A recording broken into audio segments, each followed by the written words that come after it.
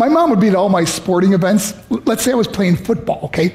My mother would be on the sidelines, and if the play on the field started going one way, my mother would run along like, Mark, get him, get him. I'd be like, oh my gosh. I'd get in the huddle with the other guys. They go, Mark, is that your mother? I go, no, I never saw her before in my life. See, the greatest gift my mother ever gave me, she believed in me. I have overdosed on drugs on 3 occasions where I should have been dead. But I believe I was kept here for a reason. You show me your friends, I will show you your future. How do I know this?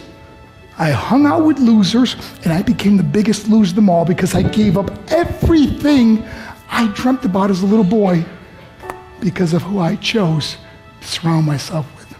My friends would drive me home at 2, 3, 4 in the morning. We'd be drunk and high, laughing in the car.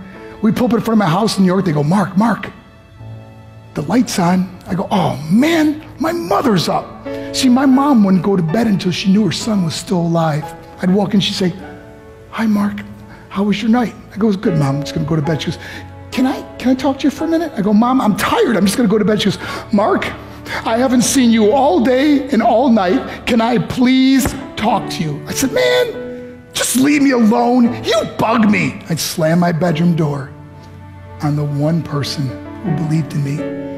I was on a worldwide tour and we were wrestling overseas in Japan. After my wrestling match, I went upstairs in my hotel room and I fell asleep. There was a knock at my door at 3 o'clock in the morning.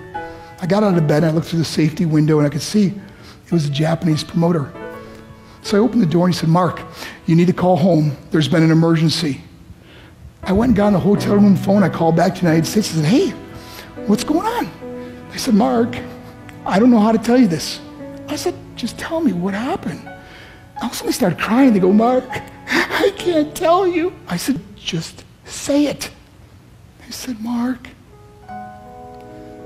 your mother died. I just threw the phone down. I ran out of my hotel room. I took the elevator to the lobby, and when the doors opened up, I just ran out into the street.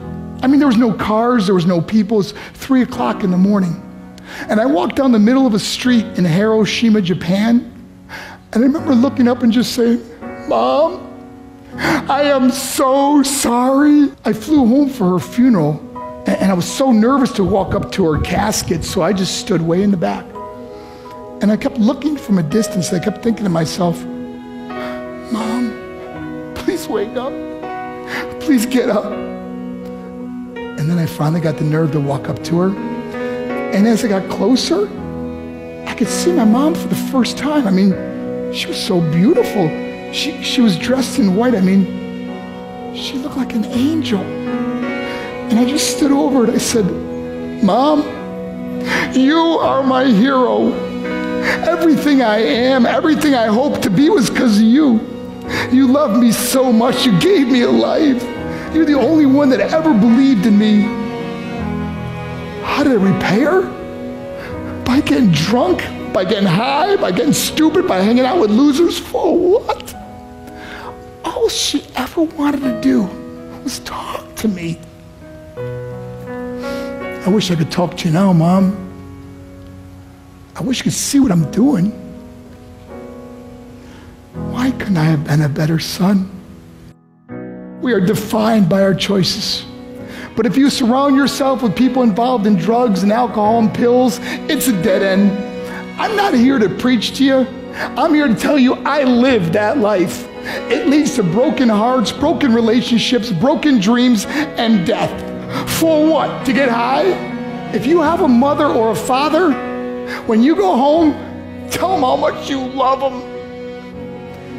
See, my whole life was about being rich and famous. I had to be a millionaire. I had to win the race. I had to win the race at the expense of my marriage, my family, my friends. For what?